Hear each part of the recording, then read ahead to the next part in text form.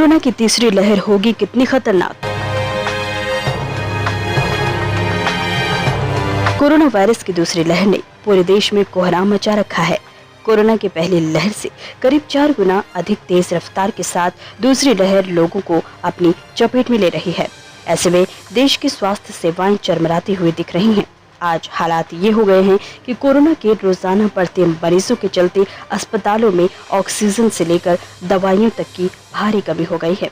अस्पतालों में नए मरीजों को बेड नहीं मिल पा रहे। इस बीच कोरोना की एक और लहर की चेतावनी ने लोगों को डरा कर रख दिया है। केंद्र सरकार के शीर्ष वैज्ञानिक सलाहकार ने बुधवार को ये चेतावनी दी है कि कोरोना की एक और लहर आना तय है।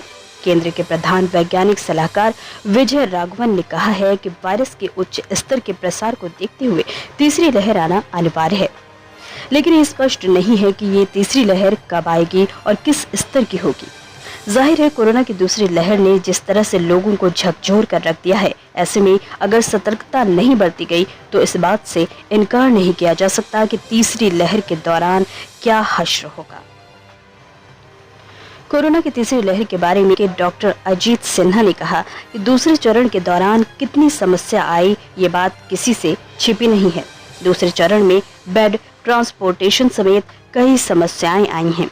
ऑक्सीजन की कमी का संकट और कई विफलताएं सामने आई हैं। अजीत सिन्हा आगे कहते हैं कि अगर स्वास्थ्य सेवाएं मजबूत नहीं रखेंगे तो स्थिति खराब हो सकती है। उन्होंने कहा कि कोरोना की दूसरी लहर इतनी खतरनाक नहीं होती अगर लोग लापरवाही नहीं बरतते। लोग बिना मास्क चलने लगे थे, बेखौफ हो गए थे। अगर यही मानसिकता रही तो निश्चित तौर पर तीसरी लहर भी काफी खतरनाक हो सकती है। डॉक्टर अजीत सिन्हा के मुताबिक कोरोना के वक्त आपको एक ही चीज बचा सकती है, वो है आम लोगों में कोरोना के प्रति जागरूकता। लोगों को मास्क पहनना होगा, लगातार सैनिटाइजर का इस्तेमाल करना होगा, कोविड प्रोटोकॉल का पालन करना होगा। कोरोना की बेकाबू रफ्तार और रोजाना इसके नए मामले 3.5 लाख के पार आने के चलते देश में स्थिति बेहद भयावह बनी हुई है। कोरोना की खतरनाक दूसरी लहर बेहद जानलेवा साबित हो रही है, जिसमें रोजाना 3,500 लोगों की जान जा रही है।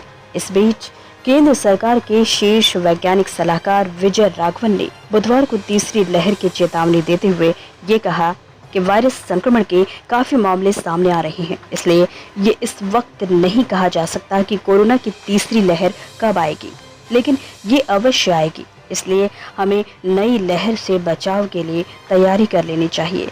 स्वास्थ्य मंत्रालय की प्रेस ब्रीफिंग के दौरान उन्होंने कहा कि कोरोना की तीसरी लहर को नहीं टाला जा सकता।